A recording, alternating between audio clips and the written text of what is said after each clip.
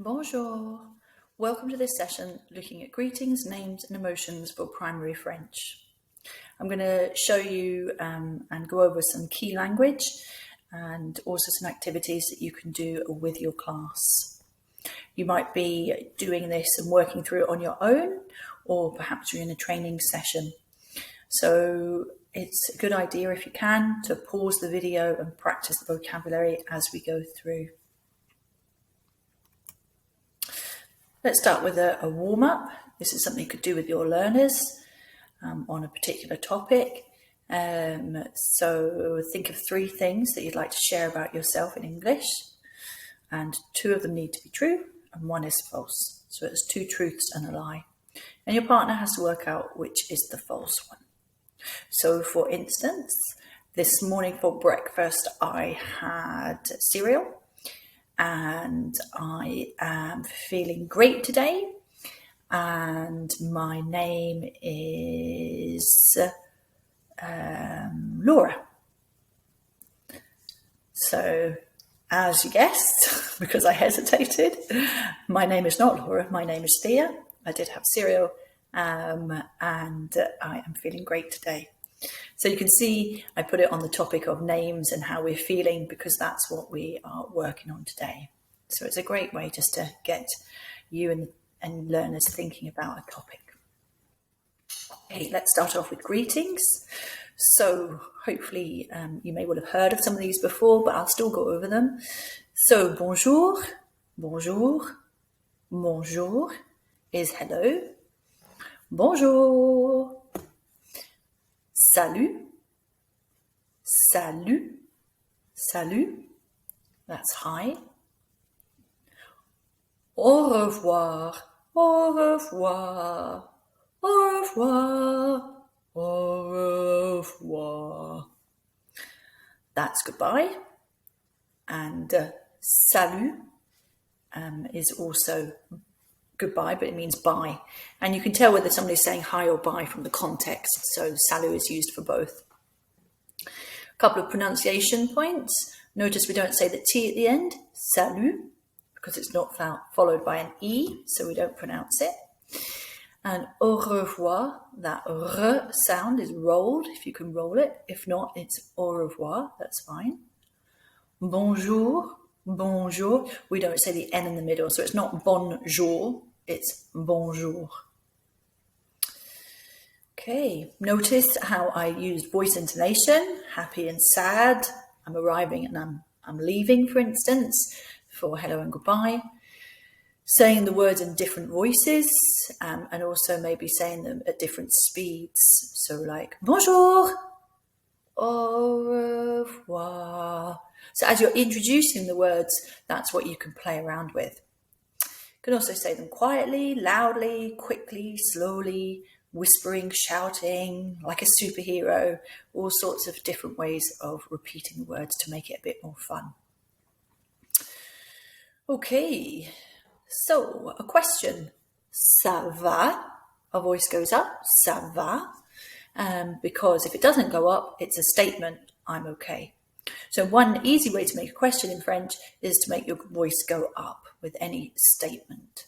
Ça va? And then you don't need a question word like how or what or why. Answers might be ça va, I'm okay, yeah, ça va. Ça va bien, I'm good. Ça va très bien, I'm very good, très bien. Ça va super bien, I'm really good, I'm super bien, I'm super good. So you could have 2 thumbs, you could have 1 thumb to sort of show the difference, using a different voice. Ça va bien, ça va très bien, ça va super bien. Okay, ça va comme ci, comme ça, in the middle. You don't have to have the ça va, so I'm all right. Ça va mal, I'm bad, ça va mal. That's probably the easiest way of saying it, I'm not good, ça va mal.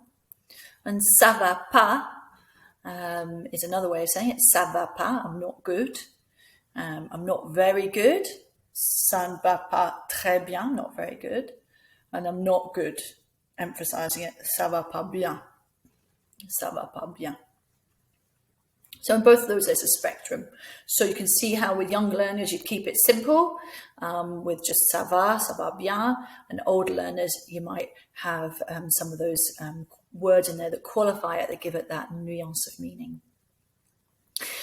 I like to make sure I'm using mimes and gestures with the children so that all children can be included. They don't have to give a verbal response. They can give a non-verbal response. And if we use our voice and our intonation and our facial expressions as well, it makes it very obvious how we're feeling. And the other thing I like to do with children, particularly younger children, is get them to be active. So get them to maybe imagine something. So imagine that you're in a play park and you're just going down the slide and it's really good. So you might say, oui, yes, oui, I'm having fun. Oui, ça va bien. Oui, we slide down the slide, ça va bien. And just teaching them oui, yes, and no, no, no, oui, are really good simple words, because they could say ça va, oui, non, and then they can build up to a phrase. So if we're still in the play park, we're on the seesaw now, we're in the middle, comme si, seesaw, comme si, comme ça, in the middle. And we really don't want to leave the play park, so we're going to stamp our feet. Ça va mal, non, ça va mal. And stop the feet 3 times. Okay. Et toi, and you. What about you? How are you feeling? So you don't have to repeat the question. You can always just say et toi if somebody asks you a question and you respond. To ask them, you can say et toi. Notice how it's T-O-I. It sounds like T-W, toi, but it's spelled T-O-I. So with younger learners, it's not always good to introduce the words and the sounds and the verbal sounds together, because they might get confused, especially if they're only just learning English or whatever their L1 is, their first language. So maybe leave that at the start and introduce words gradually once they use the sounds, and you can point out to them that sounds and phonics are different, and they're different in French and in English. But I would just introduce the words verbally with a movement or a mime. Okay, you can practice with a puppet. So, bonjour, bonjour. Ça va?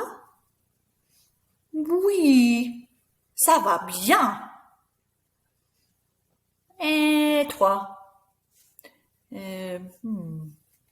Ça va mal. Au revoir. Au revoir.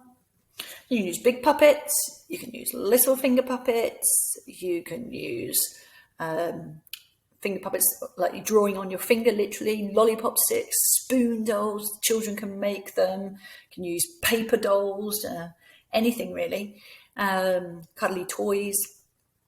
So it just depends on the age of the pupils. And that's something that you could do as the whole class. You model things first of all, and then you can hand out your little puppets, and the children can then do it with each other. They can do it in groups, and you can also get them to come up to the front and perform a little dialogue, for instance, record it. So lots of ideas. Okay, saying your name. Comment tu t'appelles? Comment tu t'appelles? How are you called, literally? Comment tu t'appelles? Moi, je m'appelle Thea. I call myself Thea. Je m'appelle Thea. Comment tu t'appelles? See if you can answer it. Comment tu t'appelles? Je m'appelle Thea. Et toi? Et toi? Okay, see if you can have a go with somebody else, possible. or with your teddy, or puppet. Comment tu t'appelles? Je m'appelle Lola. Comment tu t'appelles? Je m'appelle Thea. Au revoir. Au revoir. Okay, a little look at pronunciation. If we're introducing ourselves, it's a good time to look at French and Scottish or English names, and you can compare them. Doing a Google search will enable you to see what the top names are of that particular moment in time. But they are quite different, but they're also quite a good way of bringing up different pronunciation points. So the first names, prénom, your pre-name in French, your prénom, and here you can see a couple. So we've got Angèle, Angélique, Camille, Françoise, Joséphine, Benoît, Denis, Philippe, Nicolas, and Vincent. So we can see a couple of key pronunciation points. See if you can come up with any patterns. So Angèle, Angélique, Camille, Françoise, Joséphine, Benoît, Denis, Philippe, Nicolas, Vincent. So you might have noticed that last letter doesn't get pronounced unless it's got a vowel after it. So Vincent, we don't pronounce the T. Camille, sorry, not Camille. Let's have a look at Denis. I meant Denis, don't pronounce the S. Nicolas, we don't pronounce the S. And Benoît, we don't pronounce the T. Philippe, it's got an E, so we do pronounce that P. Other points, going back to Camille. So Camille, it's got an E, and that E makes us pronounce the double L sound, which is actually a Y sound. So Camille. Françoise, the E again makes us pronounce that S sound. In Angélique, we have got a QUE, and that QUE is said like a K sound. Joséphine, that E makes us pronounce that N. Other things to note is that we've got a couple of different accents there. Don't worry too much about those at this point in time. They do make a difference to the way that letters are sounded out, but it's just worth pointing out that we've got accents. So we've got the accent grave on Angèle, Angélique, we've got an acute, and then on the Françoise, we've got a cedilla on the C, which makes it a soft sound, soft S sound. And then later we've got Benoît, we've got the circumflex, which actually shows that there was a letter missing from when its roots. Okay, surnames, les noms, literally name, but surname in French is les noms. Girard, Henri, Leblanc, Mathieu, Renoir, et Simon. Notice again, that's right, the last letter isn't pronounced. Simon, Leblanc, Girard. Notice also something about the H. Yep, can you get it? That's right, the H is not said. Henri is a silent H. The R, anybody notice anything about the R? Brilliant, the R is a rolled sound, Renoir.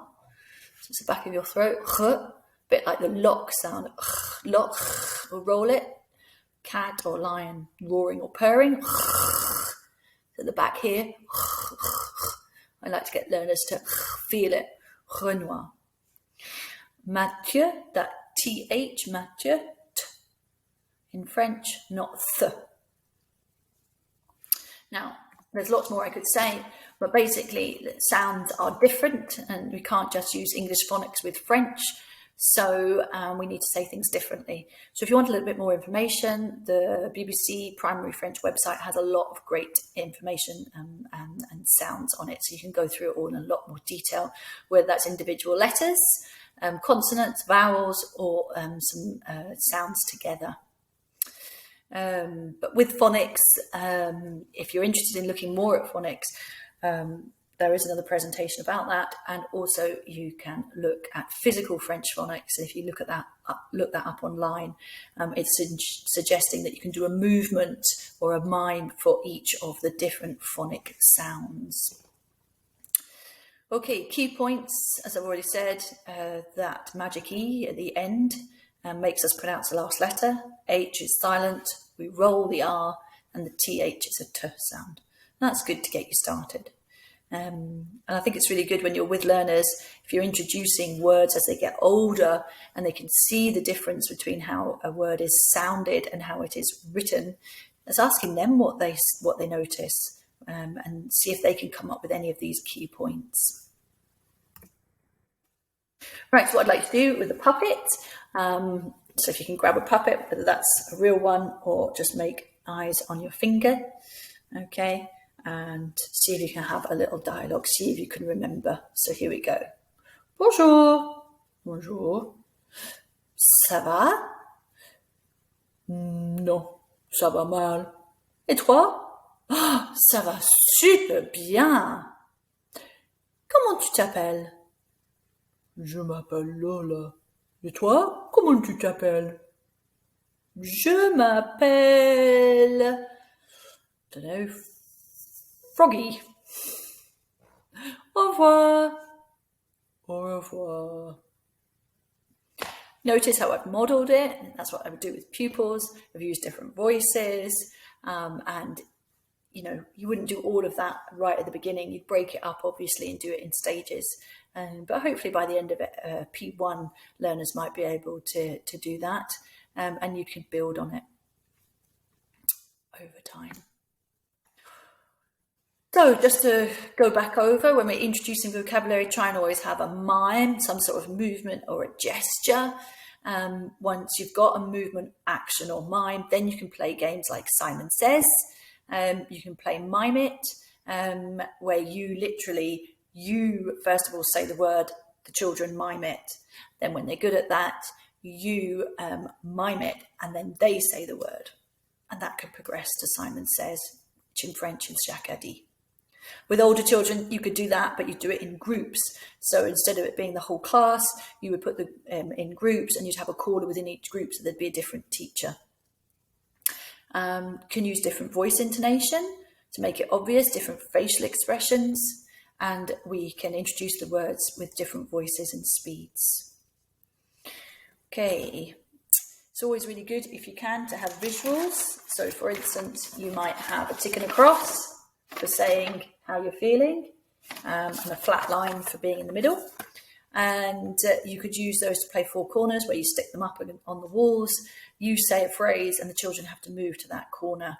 You can put the word or phrase into a sentence with older learners as well. And with older learners, you could also have words with your pictures, or instead of pictures, so they're actually practicing reading. You can turn that into a P game by getting the children to move in different ways: skip, hop, jump, run, walk slowly, go quickly, etc. If you've got your flashcards, you can then make like mini flashcards, either homemade or printed out. And with older learners, you can get them to make up these mini flashcards, and they can be words in English and French, or just one language, or pictures. And you can put them into a bag, and you can play sort of a game, pass the bag, or like pass the parcel. Play some nice music, maybe some French music, French cultural songs like Frère Jacques, for instance. When the music stops, the child takes a card out and they look at it, and they have to try and say what that picture is, or do the mime that would go with it if they can't say it. With younger learners, you might ask the whole class to sort of say what that is. How would we say that in French? Ça va mal. And help them off by starting it off, okay? Older learners, you might expect to actually do some reading or translating work. Quite nice to grab a ball, a soft ball, in your classroom or in the P hall if you're maybe making it into a P lesson. And you start off by you throwing it to a learner, asking a question, they have to answer, they throw it back to you, or throw it to another learner. And then you can pair learners up if they want to practice catching or in small groups, and they have to throw it backwards and forwards, asking and answering questions or saying words on that topic, or making it into piggy in the middle, for instance. As I said before, using puppets of any description, making spoon dolls, turning it into a cross-curricular topic, and looking at toys, old toys, for instance, getting them to make a spoon doll and decorate it. And then you can use it for different topics like describing your appearance, what you're wearing, etc. And lastly, musical greetings. So you play some music, children move around. Again, could be hopping, skipping, dancing in a certain way. And when the music stops, they have to greet each other, find a partner and greet each other. Bonjour, bonjour, au revoir. Or they might have to ask a name, okay, or how they're feeling, or have a whole dialogue. And that just gets them moving around and speaking with different people. You can also call it a walkabout activity. That's it, I think. So it's just really important to try and keep practicing it, use it for daily routines, greet your learners in the morning, say goodbye at the end of school, and maybe once or a couple of times a week if you've got the time, just asking them a question. Comment tu t'appelles? Ça va? Do that emotional check-in and do it in French. Bonne chance. Au revoir.